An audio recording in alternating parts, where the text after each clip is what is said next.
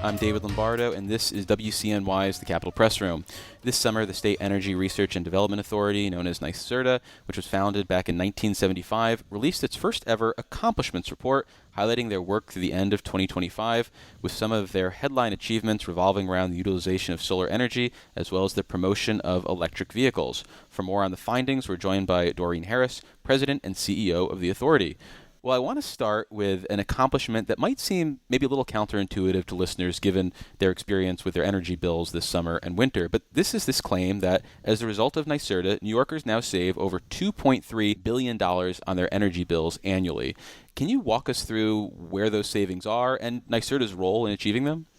Yes, NYSERDA has been in existence for over 50 years now, and this accomplishments report is a great opportunity to reflect on the impact that we've had over those 50 plus years. Ultimately, we are an energy agency of the state. Obviously, we have the responsibility for planning on behalf of New York State for our energy future, but also we execute on programs and have done so for decades in some instances, bringing technologies forward to be ready for the market, but also deploying technologies in people's homes, communities, buildings, industry, et cetera. And that's what this metric really equates to, is the ways in which our investments have resulted in these benefits. The benefits can take multiple forms, but savings on energy bills is a central place that we want to focus. In many ways, the 70s when we were formed is not that different than today, where energy costs, the fragility really of our energy system, and the supplies of energy are central. So our investments in savings, of course, start with energy efficiency. We invest in insulation in people's homes, weatherization of their roofs, of their windows, et cetera. That's a great place to start, and a good bit of that $2 billion comes from reducing energy use. But it also comes from the utilization of technologies that help us be more efficient with energy. And technology like a heat pump is a great example of an efficient technology for heating and cooling that also can reduce costs as well. So we really add that all up. We don't just run programs, we evaluate them and develop very time-tested means by which to determine the impact of those programs. And when you add it all up, that's the number that this metrics report and accomplishments report reflects. What about the other side of the coin? What did the state, or NYSERDA more specifically, have to spend to realize $2.3 billion in savings annually on things like weatherization grants or investments in heat pumps? I'd say that the spending side is reflected in different reports. Our budget right now is around $3 billion a year that we expend for many things, including the advancement of renewable energy. We didn't talk about solar yet, but that's a great example of an investment we're making that is saving New Yorkers money. Every summer, the numbers get even better. This summer alone, we set a record back in June for solar power deployment on the order of 29% of our generation at the noon hour on June 3rd. But also, when the heat waves came later that summer, the savings that came was on the order of $200 million in just one day that our distributed solar technologies saved New Yorkers by reducing the peak load on those days. So, of course, we look at investments and we look at savings at the same time. Those savings can take certainly many forms. And when we see these technologies deployed at this scale, that's where those savings can really add up. Well, I want to think more then about the cost benefit here, because you obviously heard during this winter when there were high energy bills, Republicans in particular were saying, hey, let's tap into those dollars that NYSERDA has, particularly those money that, while it might be committed, hasn't actually been spent yet. What would it mean to these goals we've talked about or your future plans if that money was rated? Because maybe there's a case to be made that would be penny wise and a pound foolish. Well, certainly these are investments that take many years to advance fully through. Development like, for example, a nuclear power plant in some cases is decades in the making. Just pulled that one right off the top of your dome. Well, we're talking about infrastructure in large part. That's obviously a mega example of it, but even something like decarbonizing a multifamily building, that can take years to go from our contract commitment to the actual expenditure that is logged in our system from an accounting perspective. So the funds that we have are programmed, and those programmed funds are reported on via many, many, many reports as relates to not only the status, but the impact that they're having. And that's, for me, the central part of this is that we are investing. So from my perspective, these are very wise investments. This report demonstrates that, but many other ways in which our investments are benefiting New Yorkers are relevant as well. The ways in which we're not only bringing these technologies to market, but we're seeing the jobs that are created. Yeah, let's talk about that as well. Yeah, the report highlights, I think, 185,000 clean energy jobs in New York. So can you talk about the green economy New York has now and NYSERDA's role in really changing the economy? Yes, believe it or not, around the country, there's a lot of NYSERDA envy out there. Okay. And I They're don't green say with envy? They are green with envy.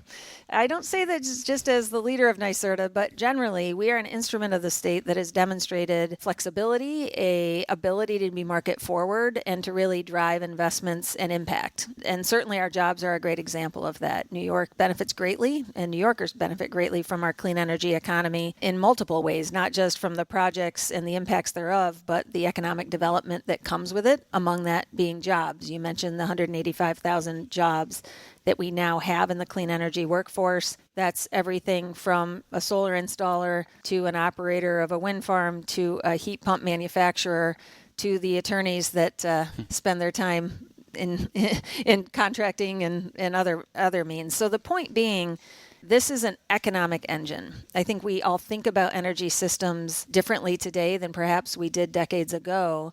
Energy is central to our economic growth as a state, but it also is part of that economic growth, and that's a real benefit for New Yorkers. Well, how temporary are these clean energy jobs? Because in the context of the governor's moratorium on the development of data centers, she sort of poo-pooed manufacturing jobs as temporary in nature. So are these clean energy jobs also just temporary manufacturing jobs? I mean, you talked about a range of jobs, but are the bulk of them temporary, or is there reason to think that this is part of a new permanent economy?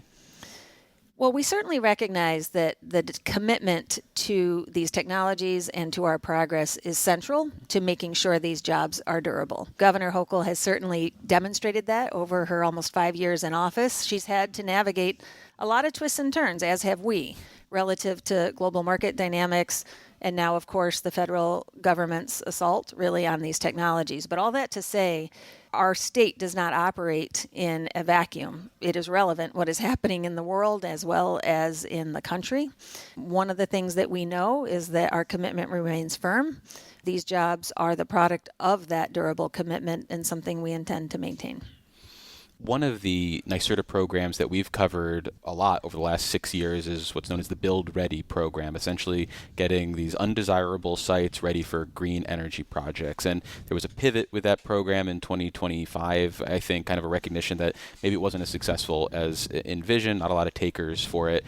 And that made me wonder then, as you did this look backwards and look inward, was there any sense of areas where maybe we could have done better or maybe we shouldn't have taken this step? I mean, was there any sort of introspection like that in this report? Well, we evaluate all of our programs in a manner that helps us look objectively at their impact. Mm-hmm. Some are designed for different forms of impact, but irrespective of that, we certainly look at the delivery of those programs against the outcomes that we seek.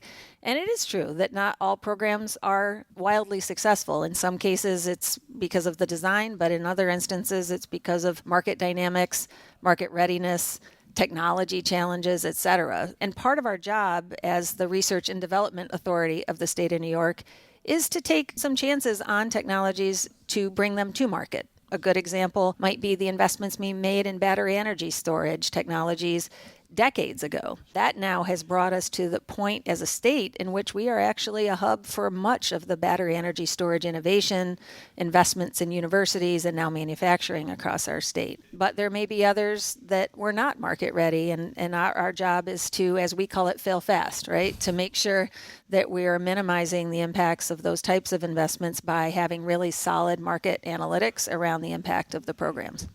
Well, then, in that vein, because you've been here for a couple of years now in this role, are there any maybe initial failures or programs that didn't achieve the initial results where you then pivoted or did something and now you point to an accomplishment in this report that is the result of maybe some early growing pains? Sure. I'd call vehicle electrification as a great example of ways in which that market has evolved and changed to the point where now we see a very strong emphasis on electrification. One of the things within the accomplishments report is a metric of over 225,000 EV and plug-in hybrid vehicle rebates that we've issued. That's the product of a durable charge-ready New York program that we have advanced for electrified vehicles. But we also have invested, for example, in hydrogen as an example of a technology that in earlier days was considered an alternative to electrification for light-duty passenger vehicles.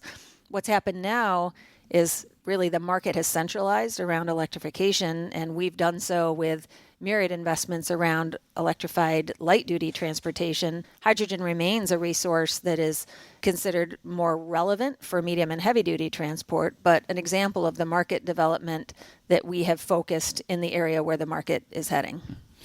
Finally, this is the first report of its kind in your 50-year plus history now. What was the rationale for doing something like this? The cynical version of my mind has more political implications dancing around, but in your own words, why do this for the first time? Well, it goes to show you that if you change the name of a report and a focus of a report, people will pay attention. Look, we always have to report on our operations and accomplishments. Mm-hmm. We do so to our board annually. And really this year, we have been pushed not only by our board, but recognizing that one needs to describe impact in a manner that is relevant, right, to consumers, to stakeholders, and of course to the public writ large.